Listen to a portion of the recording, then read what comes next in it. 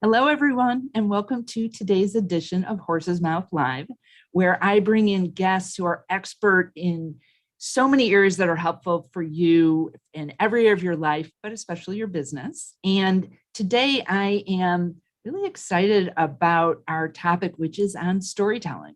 And storytelling in business, really, how can you use story to deepen relationships with clients, maybe talk about what you do, and we're going to cover a lot of really interesting things like how do you find story ideas and which is too much and not enough. And my friend, Lisa Gerber, is on today, and Lisa is a storytelling strategist.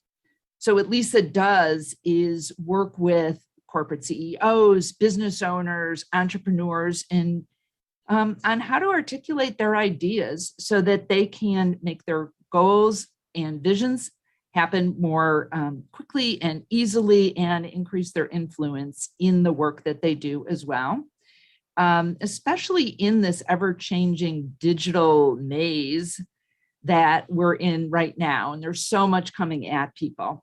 She works with organizations really around the globe, managing her virtual team from her home office in the Selkirk Mountains of Idaho. And when you ask Lisa what motivates her to action, here's what she says: deep snow and good wine. It's awesome. Welcome, Lisa. I'm so glad you're here with us today. Thank you. Thank you so much. Thanks for having me. This is great. Yeah. So how did you get into this, being a storytelling strategist, and why are you doing this work, Lisa? Interesting. Well, it was, like many people, sort of the roundabout, circuitous path to get here. But there was, looking back on it, sort of one particular instance, I guess, that I could give a lot of credit to. And I had a PR agency. It was a small agency. I started in 2004, and about 2008, I had one employee. And when the recession hit, I mean, I lost like half my business in one quarter. It was pretty devastating. And I realized at that time that, wow, I might be really good at communications and PR, but I really have no idea what I'm doing as far as running this agency. So I registered to attend a conference for PR agency leadership.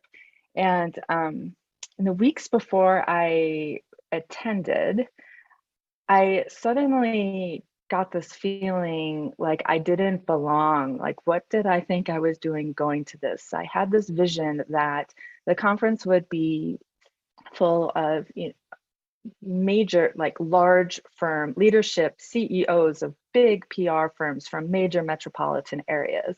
And here is little old me with one employee in, the mountains of Idaho, working on a lot of tourism, hospitality, travel, recreation, those kinds of accounts. And yeah, I had this feeling like I didn't belong.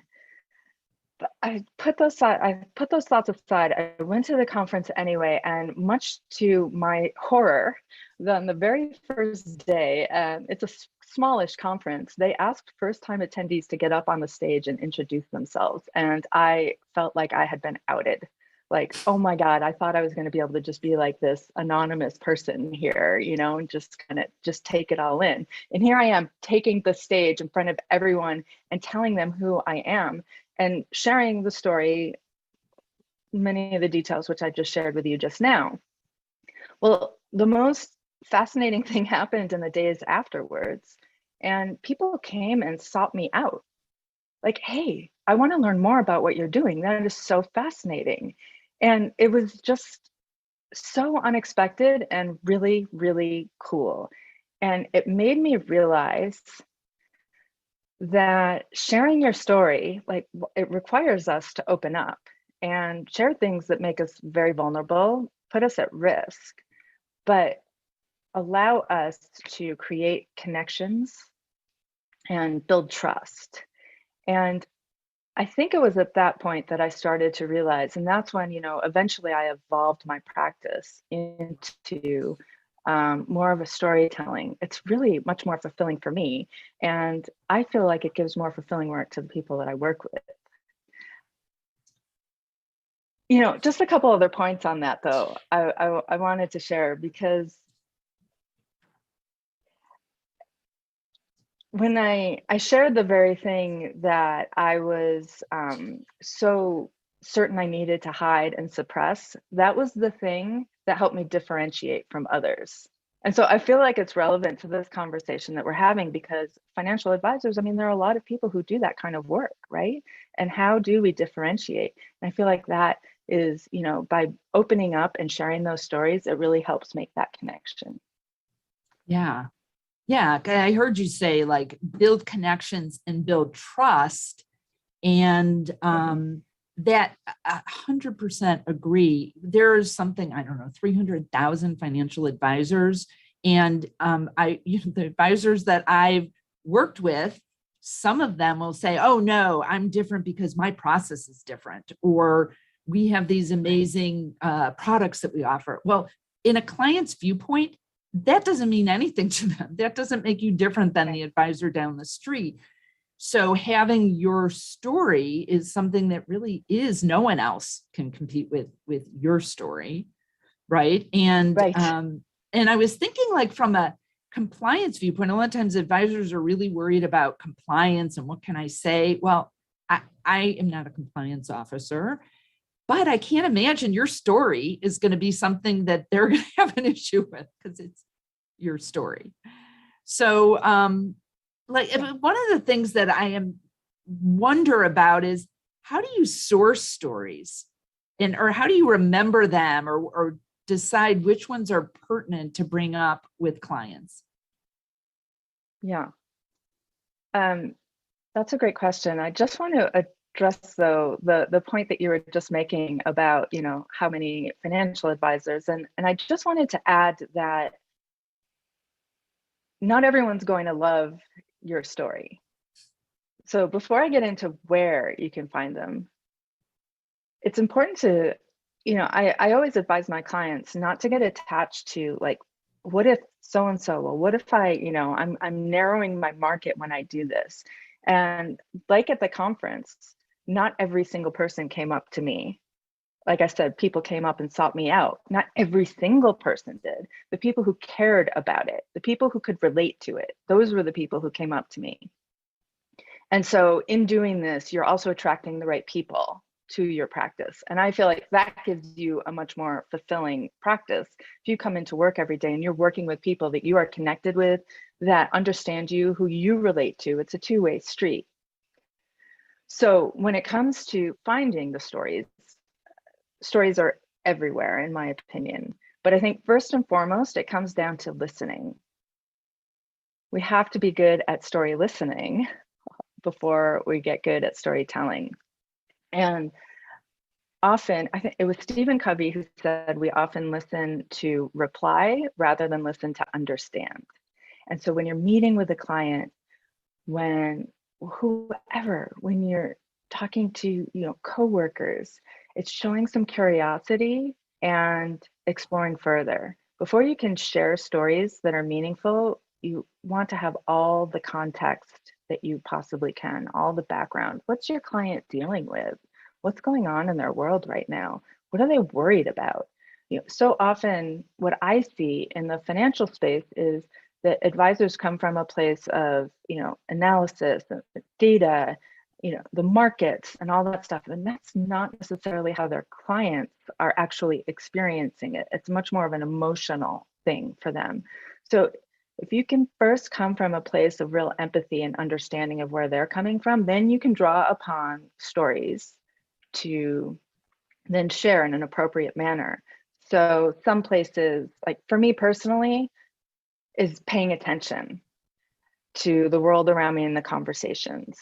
I have a conversation with a friend during a walk, and she's telling me a story about her personal experience. And I'm thinking, oh, wow, that is a great story to illustrate X. So stories can come from your personal life, your personal experience, your personal hobbies. Again, that's a great way to infuse yourself, your personality into your stories, but they also come from your clients. If a client just makes a passing comment, sends you an email that says something, oh, can you tell me more about that? And then that's an experience that you can share, again, in a confidential way. Obviously, you're not giving away, your client confidence. But yeah, it just comes down to paying attention. And then I like to gather this like stable of stories that I use to illustrate different points. So what are you having conversations about on a day-to-day basis? You have to communicate volatile markets to a client. You have, well, where's a story that you can bring in to help share that? Yeah, that reminds me of when I was an advisor meeting with people, and after my mom passed away, I knew all about her finances. I managed them. I had a team to help me process things. I couldn't think clearly. Everything felt big. And so after that, I was able to deal with people who were grieving about things in a different way and make it really okay. Like, you are not your full self going into these situations because you're, my mind was compromised, and it took months. And this was not it was a sad loss for me, but my mother was older. It wasn't like a shocking loss. So I think there are ways to do that where you can, show empathy and then share, like, it wasn't always easy for me, and I know what I'm doing. One of the things I've heard people talk about, marketing people in the past, is, oh, like on the video on your website, you should tell your origin story. Like, why are you doing financial advising? And I know some people have great stories, like my mom was widowed when I was 10, and I did not have a good story. I was like, oh, I was in public accounting and I hated it, so I thought I would try financial planning. Like, it wasn't a good origin story. So, like, are there ways, maybe that was never a story I was going to tell, but what I was focusing on is what I didn't have a story for. But maybe you could speak to that a little bit for people that feel like they don't have as good of a story as somebody else does. Sure. And so it really goes back to my own story that I just shared about why I do what I do. That wasn't like a premeditated, like, our stories don't have to be about life and death or losing everything and regaining it all. No one's clamoring for the movie rights to our stories, right? So I want to sort of dispel that notion that your origin story has to be so fascinating and interesting. And if it is just because you heard it was a great way to make money, or if it's just because it was like the practical thing to do, there's still something that's happened since you've begun this path that makes you think, yeah, this is why I do what I do. So maybe something happened with a client recently where you were able to like really solve their problems, turn their lives around, do something, and that becomes your story. I, didn't think that conference event was, something. And I have other ways of sharing the story too. I have other examples, but it's not to be disingenuous,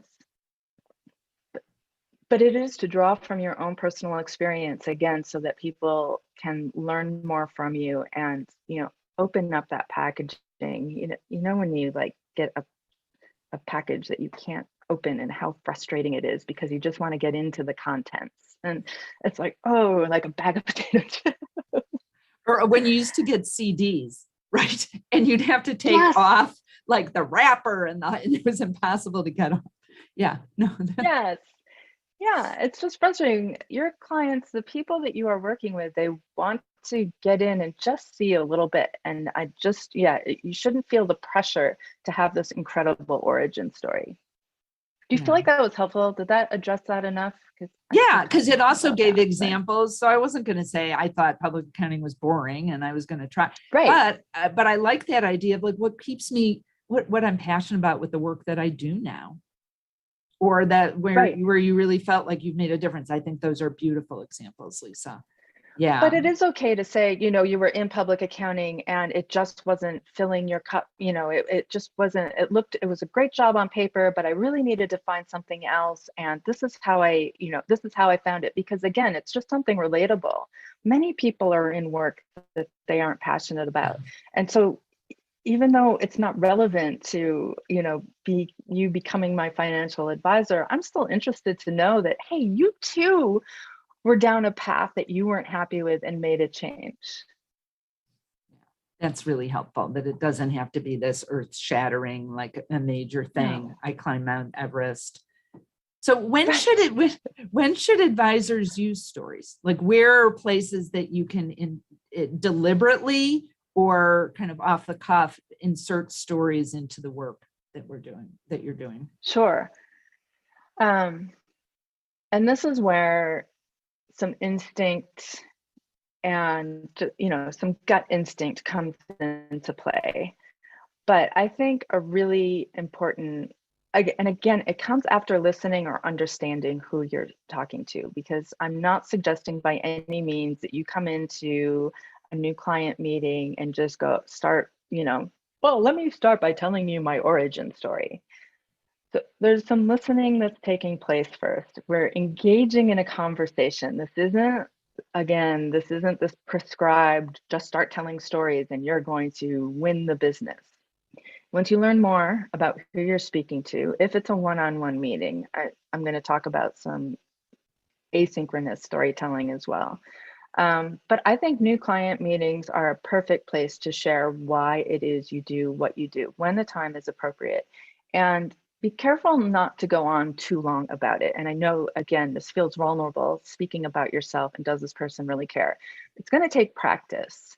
And it's always a good idea to practice on, maybe you have some really great clients that you have a good relationship with, or a family member, or someone who you can trust their feedback. Hey, do you mind can I, share the story with you, and just practice and get some feedback to make sure that you're not droning on too much, and what kind of feedback. So edit and revise your storytelling for sure. So I think new client meetings are a perfect place. Communications with your existing client, whether you're getting on the phone with them or putting out a newsletter, email about what's going on in the market. There's data. There's a lot of information that you're sharing about what's going on in the market. People are left-brained and right-brained, and there are going to be people who would appreciate having a narrative around what you're seeing. And that just helps create that connection. So those are a great place to have a story about a conversation you had with someone, something that illustrates, that makes sense. Stories do a great job of making sense out of stuff. They also do a great job of showing instead of telling. So I use the example of, if you're trying to tell someone you're great at customer service, that has no meaning. That's like not a very powerful sentence, right? But if you can tell a story that illustrates, and then people infer it on their own, wow, that's really cool. So what are you trying to tell that can't just be said in a sentence? And what's a story that you can share in that place? Lastly, I think another great place, there's so many great places for stories, but another, I do a video series called A Walk in the Woods. Is there something that you are doing to position yourself out in the market where you are sharing stories about your day-to-day experience? Whatever is appropriate, if it's on LinkedIn, if it is an email newsletter, a podcast, if it's through a short video that you post on LinkedIn, another great spot to share stories.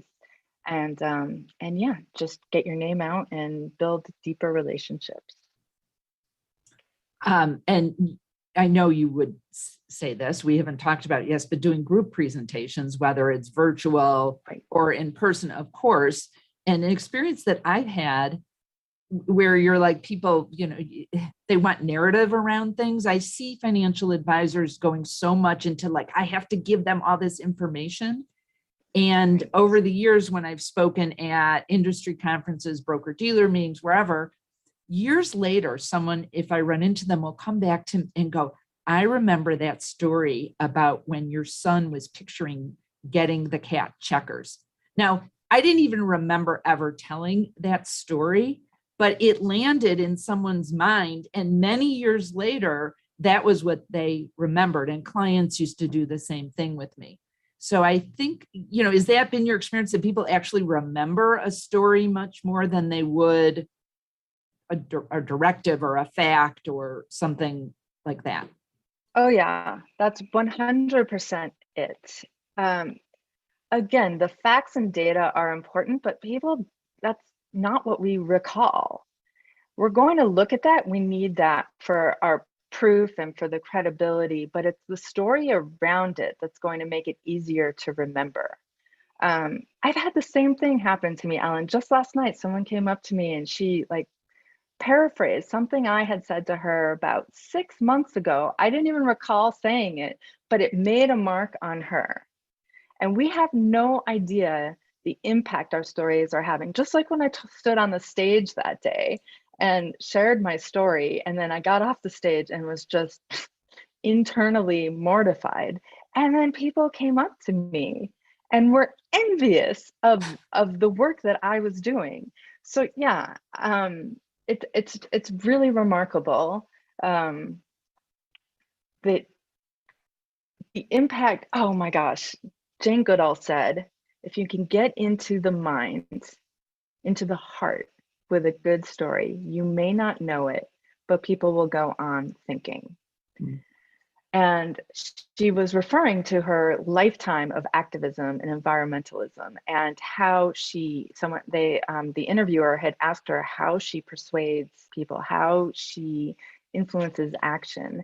And she said that it doesn't work to argue, to be confrontational. And she said that you can get into their hearts with a story and you won't know it, but they'll go on thinking. And I think that's really the goal. So if someone's just getting started, like they've been more on the data, left brain way of communicating with their clients, maybe they've tried a little bit of storytelling, but it feels they're new at it. What would you suggest that advisors do if they're just getting started focusing on this? Starting with your why, obviously, Simon Sinek. But starting with your why story, I think, is a great place. But I would also urge anyone who thinks that they're not good at storytelling to rethink the story that they're telling themselves about that, because we tell stories all day, every day. It's how we engage with people. Think about when you go have a coffee with a friend or get together, socially, professionally, you share stories back and forth. So it might feel new in a professional setting, and I get that, but it's really just sort of blurring that line. I think starting with the story about that you and I spoke about earlier, about why it is you do the work that you do, and then practicing. And I think once you start doing that, it really you start to like, oh, wow, this is amazing, the impact that this is having. You get the feedback from people and you just start doing it more. And then I would go back to something that I mentioned earlier, which is just paying attention to conversations, even just casual conversations with a friend during a walk, just paying attention to events and thinking about them. And afterwards, like, oh, that whole incident is a great way to illustrate, this situation, that situation. So I think it's starting with a story of why you do what you do, and then practicing with people in your circle, and then just start going, just start doing it. You'll be amazed at the results. That's great, Lisa. Thank you so much. So you mentioned your videos, Walk in the Woods. I know you have a great newsletter that I always enjoy reading. I've been on your email list for quite a while now. If people want to connect with you, see the stories that you tell, get some, perhaps work with you, how would they find out more about Lisa Gerber? Great. Thank you. Thanks for the kind words about the newsletter too. So my website is bigleapcreative.com, and my email address is lisa@bigleapcreative.com. So I work one-on-one with professionals to coach them through the process. I also speak at conferences, and I can facilitate a group training. And I lost my train of thought. And so if you would interested in signing up for the newsletter, you'll find that information on the website. It's every other week, and it's called Stories About Stories. And I really just write about what's inspiring me that week, something I'm reading about, something about storytelling, whether it's the stories we tell ourselves or the stories we tell others. It's yeah, just a little bit of inspiration into everyone's inbox every other week. And LinkedIn is another great place. That's where you'll find, yeah, I share my walk in the woods videos and those blog posts as well. Good. Thank you, Lisa Gerber. I'm so grateful for you being here today. Ellen, I'm so grateful for you having me on here. Thank you. You are welcome. And I am grateful to each and every one of you watching and listening to Horse's Mouth Live, the Extraordinary Advisor Show. Again, my name is Ellen Rogan. And if you'd like to find out more about me and the work I do with advisors and organizations, you can go to ellenrogan.com. That's ROGIN.com. And if you go to ellenrogan.com/horse's mouth, you can download my special report, which is What Extraordinary Advisors Know That Others Don't. And so until next time, the question to ponder is, how are you going to impact with the stories that you are telling yourself and also that you are telling others? Remember to be great and create great every single day.